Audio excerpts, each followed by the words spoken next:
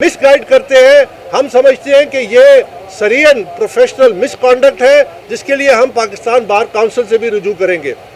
دیکھیے جو پارٹی کے جو نام نہاد آج لیڈر بنتے ہیں جب کھلا وہ جھوٹ بولتے ہیں تو کیا سچ بولیں گے. ہمارا مطالبہ بڑا سیدھا ہے. پاکستان تحریک انصاف کے جو ورکر ہیں ان کا بنیادی آئینی حق ہے, یہ فنڈامنٹل رائٹ ہے جو کہ سپریم کورٹ نے اپنے ایک فیصلے میں بھی لکھا ہے کہ ہر سیاسی جماعت کے ورکر کو یہ آئینی قانونی حق ہے کہ وہ اپنی قیادت کا انتخاب کرے. ہمیں اس بنیادی حق سے محروم رکھا گیا. میرے علاوہ اور بھی 13 پاکستان تحریک انصاف کے جو نمائندے ممبرز ہیں انہوں نے درخواستیں دی ہیں. تو یہ صرف میں اکیلا نہیں ہوں, اور ہزاروں پی ٹی آئی جو ورکر ہیں وہ مجھ سے رابطے بھی کرتے ہیں, وائس میسیج بھی کرتے ہیں اور ہمارے حمایت بھی کرتے ہیں کہ آپ پاکستان تحریک انصاف کے ورکرز کی جنگ لڑ رہے ہیں. ہمیں صرف یہ ایک حق چاہیے کہ پاکستان تحریک انصاف اپنے ورکرز کو آئینی حق سے جو محروم کیا ہے وہ حق ہمیں دلایا جائے. یہ اتنا ہی اہم ہے جتنا قومی الیکشنز, کیونکہ جب تک سیاسی جماعتیں خود جمہوری نہیں ہوں گی, خود ادارہ نہیں بنیں گی, خود ڈیموکریٹک نہیں ہوں گی, تو پاکستان میں کمپیٹنٹ قیادت کا سامنے آنا ناممکن ہے, اور یہ صرف ایک اقتدار کی جنگ ہے. ہم درخواست کریں گے تمام آئینی اداروں کو کہ اس کو آپ صحیح کانٹیکسٹ میں دیکھیں کہ یہ ہمارا بنیادی حق سلب کیا گیا ہے.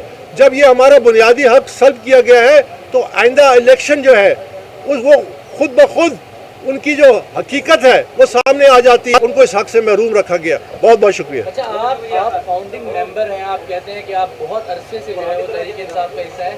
9 مئی کے جس طرح کے واقعات ہوئے, تمام لوگ گرفتار ہوئے, اتنی پریشانیاں آئیں, آپ کو کسی نے کچھ بھی نہیں کہا, آپ پہ خروچ بھی نہیں آئی, کوئی پرچہ نہیں ہوا, کچھ بھی نہیں ہوا. دیکھ, پارٹی کی لیڈرشپ کے بشمول ہے فاؤنڈنگ چیئرمین جو عمران خان کے, میرے پاس ان کے وائس میسیجز ہیں, وہ میری مکمل حمایت کرتے ہیں.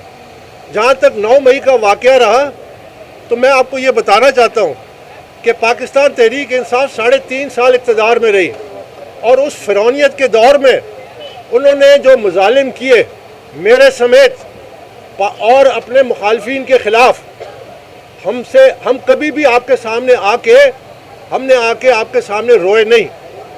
یہ دعویٰ کیا جاتا تھا کہ مشکل حالات ہیں, مجھے اس پہ افسوس ہوتا ہے, جہاں ناانصافی ہوتی ہے میں اس کے سامنے ٹی وی پہ کھڑا بھی ہوا ہوں, لیکن میں ہرگز ان لوگوں کی حمایت نہیں کروں گا جنہوں نے اسٹیٹ سے بغاوت کی, جنہوں نے اداروں پہ حملہ کیا, جنہوں نے ریٹ آف دا لا کو چیلنج کیا. وہ اس لیے کہ دنیا کا کوئی معاشرہ آگے بڑھ ہی نہیں سکتا جہاں ریٹ آف دا اسٹیٹ نہ ہو.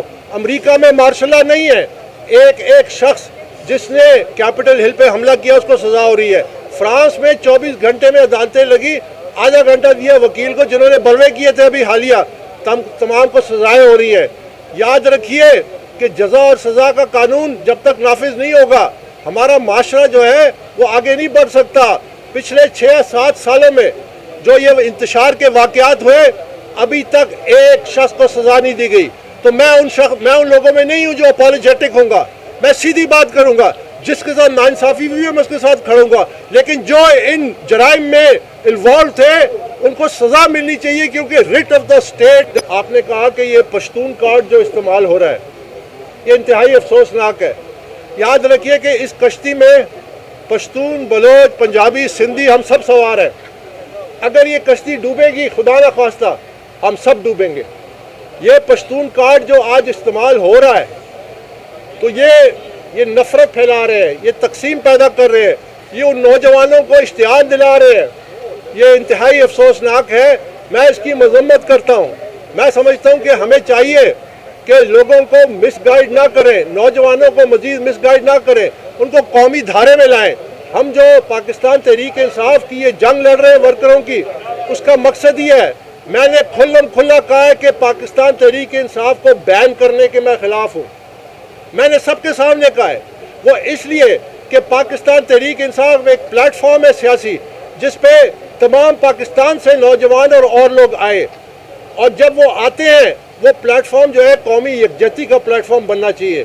اس میں کوئی شک نہیں ہے کہ اس پلیٹ فارم کو اپنی اقتدار کے لیے استعمال کیا گیا. ان ورکرز کو اقتدار کے خاطر مشکلات میں ڈالا گیا. جس مشکلات کا آپ ذکر کر رہے ہیں اس کی ذمہ داری قیادت پہ ہے. یہ جو قیادت ہے انہوں نے نوجوانوں کو مس گائیڈ کیا, انہوں نے یہ تکلیفات کے ذمہ دار ہے. میں نہیں ذمہ دار, میں وہ شخص ہوں جو یہاں کھڑے ہو کے لوگ کہتے ہیں کہ آپ اچانک سامنے آئے.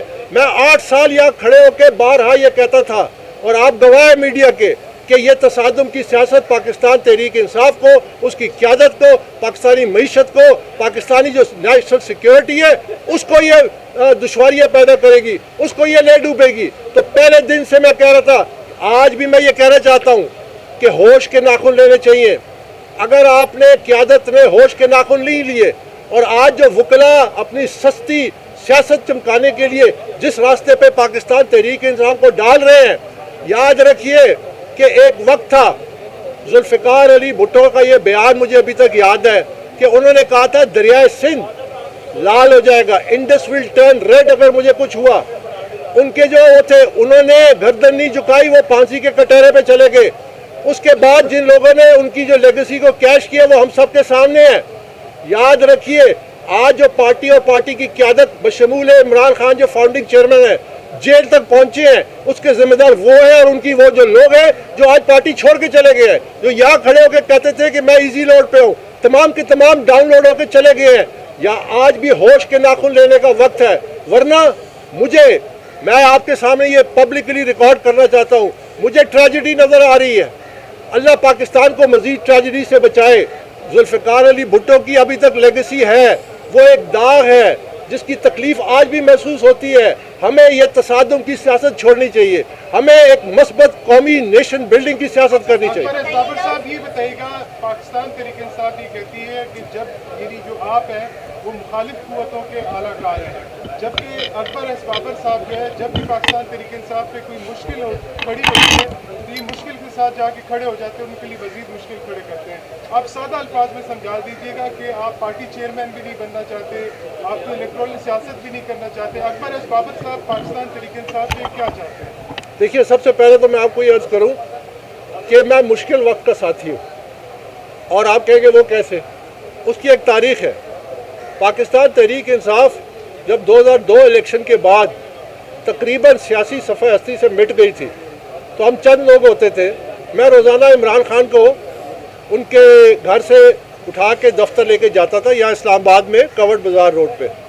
وہ مجھے اکثر یہ کہتے تھے کہ اکبر میری جماعت آپ کی گاڑی میں, تیری گاڑی میں آ جاتی ہے, اتنی چھوٹی ہو گئی ہے.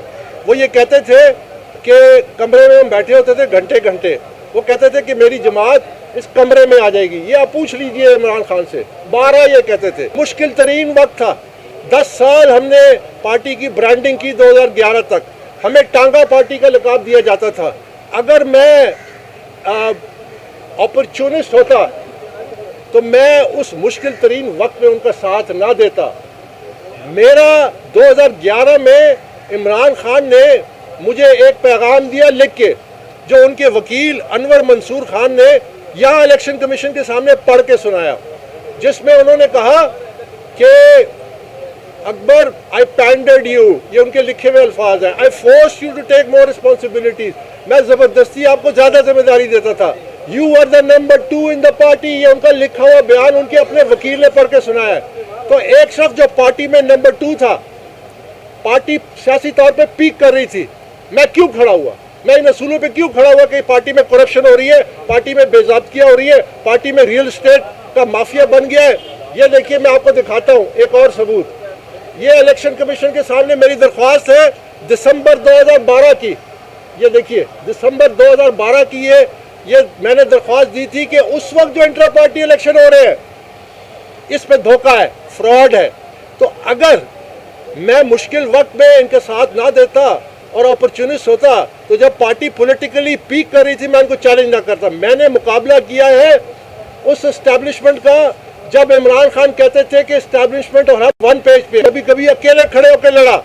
میں مشکل وقت میں کھڑا ساتھ دیتا ہوں, اور جب سامنے بڑے سے بڑی طاقتور ہو, کیونکہ میں اللہ کے سوا کسی کا حکم نہیں مانتا. ضروری بات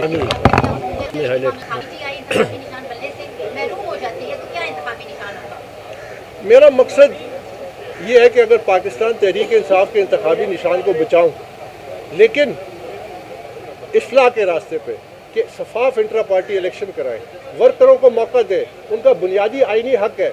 1988 में शायद सुप्रीम कोर्ट का एक फैसला है, उसमें उन्होंने लिखा है कि हर पार्टी के जो वर्कर है उसका ये आइनी फंडामेंटल राइट है कि वो अपनी क़यादत का इंतखाब कर सके।